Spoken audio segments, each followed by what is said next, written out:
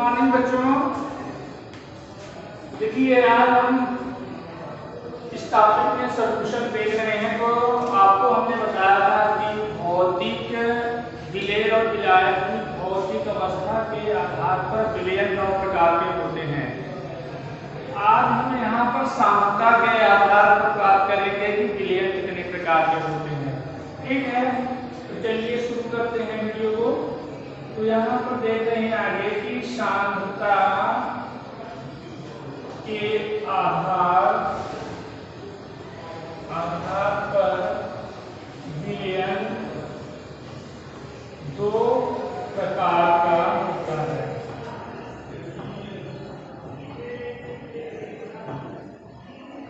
अब देखिए यहाँ पर पहला जो प्रकार हम देख रहे हैं वो है संतृप्त विलयन, और दूसरा हम यहाँ पर देख रहे हैं असंतृप्त विलयन।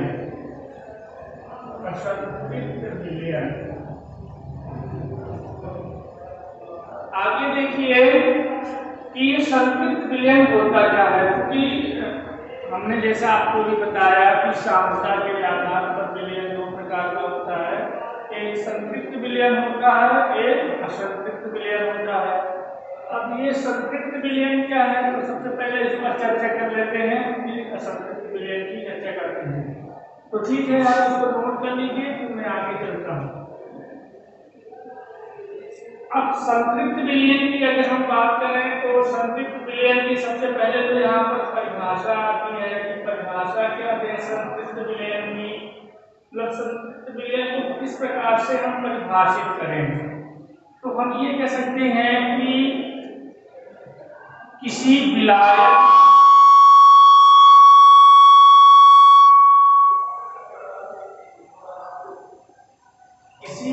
में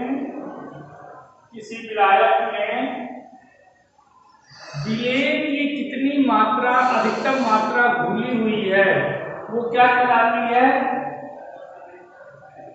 वो संतृप्त विलयन कहलाता है।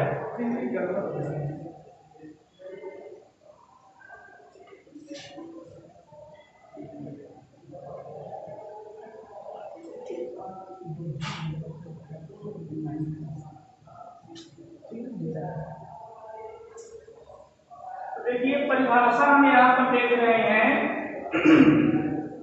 थोड़ा सा संतृप्त विलयन का मतलब समझ लेते हैं, फिर परिभाषित करेंगे तो थोड़ा सा आपके लिए आसानी होगी। देखिए संतृप्त विलयन है क्या एक्चुअली में, कि हमने क्या ले लिया यहाँ पर इस तरह से एक विलायक ले लिया। विलायक कुछ भी हो सकता है, तो नॉर्मली हम क्या ले रहे हैं, पानी हमने क्या ले लिया, विलायक के रूप में ले लिया। अब हम यहाँ पर क्या कर रहे हैं, नमक या शक्कर जो भी आप चाहो, अथवा चीनी, ठीक ना, या कुछ अन्य आप विलय ले सकते हैं। हमने इसकी मात्रा यहाँ पर क्या है, डालना शुरू किया। मात्रा हमने डालना शुरू किया और इसको हम घोलते गए चम्मच से या किसी से, ऐसा स्टेयर करते गए इसको। यहाँ पर हमने देखा कि एक ऐसी अवस्था, जैसे आपने घोलना शुरू किया तो नमक डाला, 1 चम्मच घोल दिया, 2 चम्मच डाला घुल गया, 4 चम्मच डाला घुल गया। इस तरह से ये प्रोसेस आप कंटिन्यू करते रहेंगे तब तक जब तक कि कुछ यहाँ पर नीचे तली में क्या हो जाए, कुछ ठोस पदार्थ, वो चाहे नमक का हो या चीनी का हो, जब तक कि यहाँ पर कोई ठोस पदार्थ तली में बैठना ना शुरू कर दे, ना घुलना बंद हो जाए, अगर ऐसी अवस्था आ जाती है तो उसी अवस्था को हम क्या कहते हैं, संतृप्त विलयन। अब एक चीज बड़ी इंपॉर्टेंट है, वो ये है कि ये ऐसा हो क्यों रहा है कि घुलना बंद हो गया। तो देखिए इसको समझिएगा ध्यान से कि है क्या यहाँ पर कहानी। कुछ सीन ऐसा है यहाँ पर कि जब विलायक में, क्योंकि पानी क्या है आपका यहाँ पर विलायक है, तो विलायक में विलय की इतनी मात्रा हो जाती है कि उसमें जो विलेय के कण हैं उनसे ही विलेय के अन्य कण टकराने लगते हैं। जब मात्रा बहुत ज्यादा हो जाती है तो क्या है कि विलेय के कणों के बीच क्या है, टक्कर होने लगती है, और इस टक्कर के परिणाम स्वरूप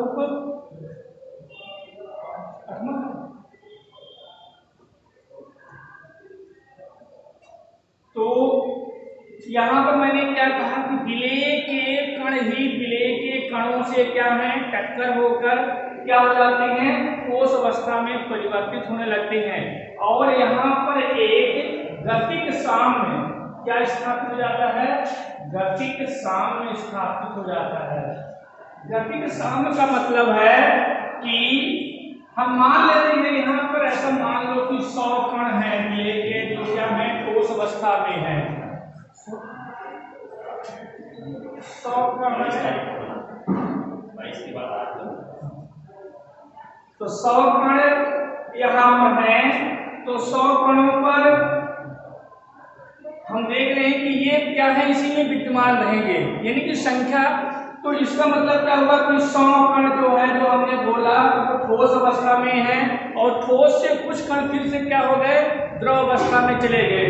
तो यहाँ पर हम देखेंगे कि एक गतिक साम्य स्थापित होगा, और ये साम्य कैसा हो जाएगा आपका, यहाँ पर विलेय के घुले हुए कण और यहाँ पर विलेय के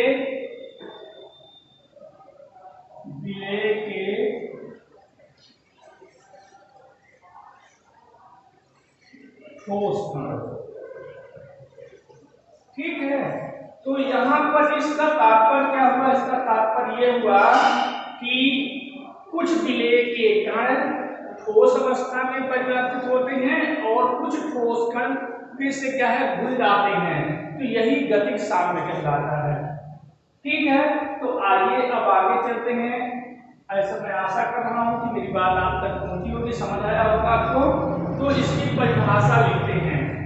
तो ये कुल मिला के जो है संतृप्त के विलयन के बारे में है। तो यहाँ पर अगर आप परिभाषा लिखें तो जब किसी निश्चित ताप पर, ऐसा लिख सकते हैं, किसी निश्चित ताप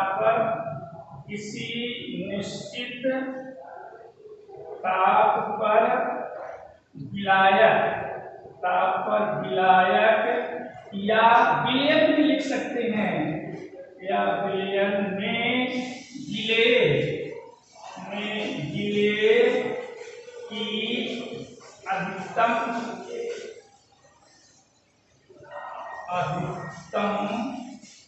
मात्रा घुली हो,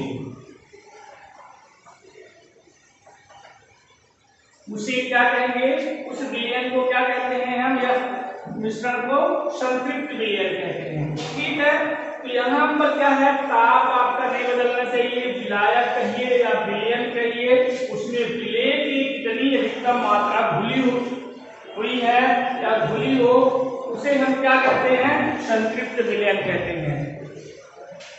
अब संतृप्त विलयन की पहचान कैसे करेंगे हम यहाँ पर, तो आइए देखते हैं कि संतृप्त विलयन की पहचान कैसे करेंगे। तो देखिए, जो पहचानने का सबसे आसान तरीका है संतृप्त विलयन को, वो कुछ इस प्रकार है। संतृप्त विलयन को पहचानने का जो सबसे आसान तरीका है वो कैसा है कि जब विलयन के, जो आपने यहाँ पर विलयन बनाया है पानी और किसका, पानी प्लस मान लेते हैं नमक का विलयन आपने बनाया है, तो इस पानी और नमक के विलयन में जब कुछ पदार्थ तली में क्या है, बैठना शुरू कर दें, ये यहाँ पर ठोस है आपका, ठोस विलेय आप उसको लिखेंगे। तो जब कुछ ठोस पदार्थ तली में बैठना शुरू हो जाए तो आप समझ लीजिए वो संतृप्त विलयन पर पहुंच चुका है, ठीक है। तो क्या पहचान है संतृप्त विलयन की, संतृप्त विलयन की यह पहचान है कि जब विलयन में कुछ ठोस पदार्थ या विलय के कुछ कण तली में बैठना शुरू हो जाए तो उसे हम क्या कहते हैं, संतृप्त विलयन कहते हैं, ठीक है ना। अब आइए देखते हैं आगे असंतृप्त विलयन क्या है।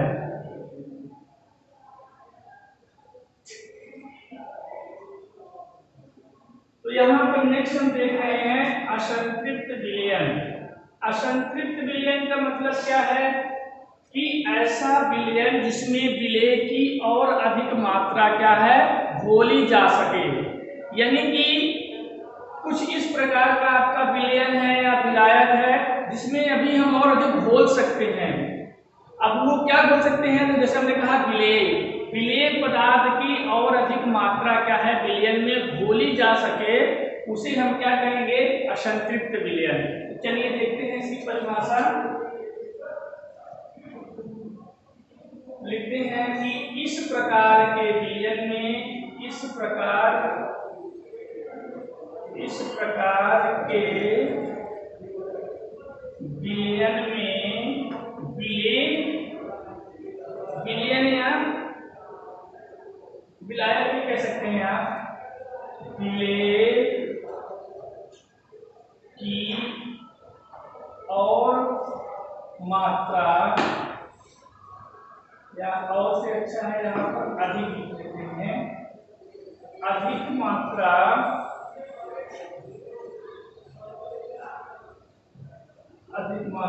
घोली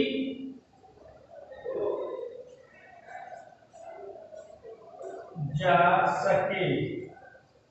कब, जबकि ताप और दाब क्या हो, निश्चित हो। ये कंडीशन है, इस कंडीशन को आपको ध्यान रखना पड़ेगा। ताप और दाब की कंडीशन आपको याद रखना पड़ेगा। ताप और दाब में परिवर्तन किए तो आपका विलयन का जो प्रकृति है संतृप्त और असंतृप्त वो क्या है, बदल सकता है। जैसे देखिए, अगर कोई संतृप्त विलयन है उसका आप ताप बढ़ा देंगे तो वो असंतृप्त विलयन हो जाएगा, ठीक है। और असंतृप्त विलयन को आप ठंडा कर देंगे तो वो क्या हो जाएगा, संतृप्त विलयन में परिवर्तित हो जाएगा। तो इस प्रकार से ताप और दाब में परिवर्तन करके चीजों को आप बदल सकते हैं। तो इस चीज का ध्यान रखना है कि जब भी आप इनको परिभाषित करें तो ताप का ख्याल ध्यान से रखें, क्योंकि इसके परिवर्तन से विलयन की प्रकृति बदल जाती है। तो ऐसा आप यहाँ पर परिभाषा देते समय इसके ताप को हमेशा निश्चित कर दें, ठीक है। अब आगे हम देखने वाले हैं यहाँ पर विलयन को हमने देख लिया था, विलयन के कुछ गुण देखते हैं। अब यहाँ पर क्या देख रहे हैं आगे, विलयन के गुण या लक्षण जो है, कैरेक्टरिस्टिक्स को मिला के विलयन की हम देखने वाले हैं। तो जो विलयन होता है इसमें हम वास्तविक विलयन की बात कर रहे हैं। वास्तविक विलयन, वास्तविक विलयन में जो कण होते हैं, कणों का जो आकार होता है, कणों का जो आकार होता है वो किस रेंज का होता है, कणों का आकार 10⁻⁻10 मीटर की साइज के ये कण होते हैं। अत्यधिक छोटे कण होते हैं और इनको आप एक शक्तिशाली सूक्ष्मदर्शी द्वारा भी नहीं देख सकते हैं। तो जो वास्तविक विलयन होते हैं इसमें कणों का आकार क्या होता है, ये पहला लक्षण हम देख रहे हैं कि कणों का आकार यहाँ पर 10⁻, एग्जैक्टली आप देखेंगे तो ना मीटर से लेके 10⁻⁻10 मीटर का रेंज का होता है ये, ठीक है। तो ध्यान रखें कि रफली हम कहते हैं कि इसके जो कणों का आकार है वो 10⁻⁻10 मीटर का है, यानी कि आप एक एंगस्ट्रॉम का कह सकते हैं, बहुत छोटे कण हैं। दूसरा बात यहाँ पर क्या है, तो दूसरा लक्षण ये है कि इन विलयनों में जो विलय के कण होते हैं यानी कि वो काफी स्थायी होते हैं, वो तली में बैठते नहीं है। तो हम यहाँ पर कह सकते हैं कि जो वास्तविक विलयन होते हैं ये क्या होते हैं, स्थायी होते हैं। तो यहाँ पर वास्तविक विलयन जो है वो क्या होते हैं, स्थायी होते हैं। इसका मतलब क्या है स्थायी होने का, तो इसका मतलब ये है कि जो विलयन में हैं विलेय के कण वो तली में बैठेंगे नहीं, वो क्या है सतत रूप से पूरे विलयन में एक समान रूप से क्या है वितरित रहेंगे। ये इसका वास्तविक तात्पर्य है। ठीक है, तो आपने क्या देखा कि इनके जो कणों का आकार है ये निस्साइज का होता है, विलयन अत्यधिक स्थायी होते हैं। अच्छा, एग्जाम्पल के तौर पर अगर हम देखें यहाँ पर, तो एग्जाम्पल के तौर पर यहाँ पर हम क्या देख रहे हैं, जैसे यहाँ पर नमक प्लस पानी का जो विलयन है, तो ये विलयन क्या कहलाता है आपको वास्तविक विलयन में हो सकता है। ठीक है, तो अब हम आगे देख रहे हैं, यहाँ पर आगे क्या देखने वाले हैं कि हमने गुण भी देख लिया विलयन के सारे प्रकार देख लिए। अब हम आगे देख रहे हैं निलंबन। क्या देख रहे हैं? निलंबन देख रहे हैं। निलंबन क्या होता है? ये तो सबसे जो पहली बात है, ये क्या होते हैं विषमांगी मिश्रण होते हैं। क्या होते हैं? ये विषमांगी मिश्रण होते हैं। एक बात तो ये हो गई विषमांगी मिश्रण, विषमांगी मिश्रण होते हैं एक बात। दूसरी बात क्या है, इनकी जो कणों का आकार होता है, क्या होता है कणों का आकार, वो क्या होता है काफी बड़ा होता है। किस रेंज का होता है? 10⁻⁵ मीटर से लेके 10⁻⁶ मीटर की साइज का होता है। और इसको क्या है आप नग्न आंखों से, यानी कि आप आंखों से इनको आसानी से क्या है देख सकते हैं। नग्न आंखों से क्या कर सकते हैं आप इनको देख सकते हैं। ठीक है, तो विषमांगी मिश्रण होता है, कणों का आकार इसमें ये होता है, इनको आप नग्न आंखों से देख सकते हैं। तो ऐसा विलयन, अगर हम ऐसा बोलें कि ऐसा मिश्रण जिसमें विलेय के कणों का आकार 10⁻⁻10 मीटर से लेके 10⁻⁶ मीटर के आकार का होता है तथा इन्हें नग्न आंखों द्वारा आसानी से देखा जा सकता है, उसे हम क्या कहते हैं? निलंबन कहते हैं। ठीक है ना?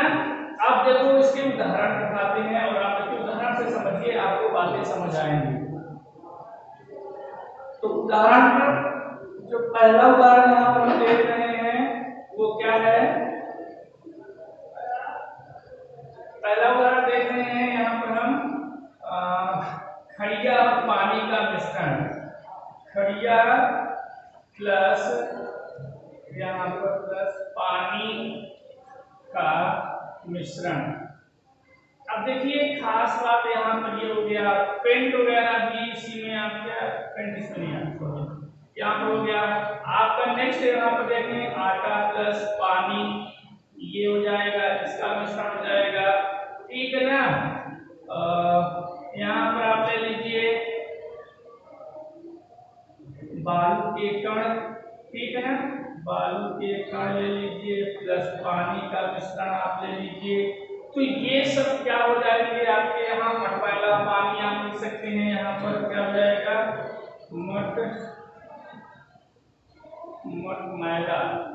मटमैला पानी ले लीजिए। ये सब जो है आपके किसमें आते हैं? निलंबन में आते हैं। आप देखेंगे कि इसमें तो सबसे पहले बड़ी बात यह है कि इसमें दो आपको अलग अलग प्रकृति का मिश्रण मिलेगा। जैसे आप देखेंगे तो अगर इधर ये खड़िया इस तरह से है तो पानी आपका इस तरह से, यानी कि आपको एक यहाँ पर स्पष्ट सीमा दिखाई पड़ेगी। क्या हो जाएगी? स्पष्ट सीमा होगी यहाँ पर। तो जबकि विलयन में अगर आप देखेंगे तो ऐसा आपको कुछ नहीं मिलेगा कि वहां पर कोई स्पष्ट सीमा है विलेय और विलायक के बीच में। लेकिन आप यहाँ पर देखेंगे निलंबन में तो ये स्पष्ट सीमा का मतलब ये है कि जैसे हमने खड़िया लिया तो खड़िया नीचे बैठी रहेगी, वो अलग प्रकार की दिखाई देगी, पानी उसके ऊपर अलग प्रकार का दिखाई देगा। तो इस प्रकार से कह सकते हैं कि यहाँ पर आपको ऐसा आभास होगा कि दो पदार्थ यहाँ पर अलग अलग हैं, वो आपस में मिश्रित नहीं है। जब कुछ ऐसा आपको आभास हो तो उसी को हम क्या नाम देते हैं? वहाँ ये इनके बीच में क्या है? पदार्थों के बीच में स्पष्ट सीमा है। ठीक है, तो ये आपने देखा यहाँ पर निलंबन के बारे में। अब कुछ बातें और इसमें आपको बता रहे हैं। तो अगर हम यहाँ पर निलंबन के गुण देखें तो देखिए आगे देखते हैं निलंबन के गुण क्या हो सकते हैं।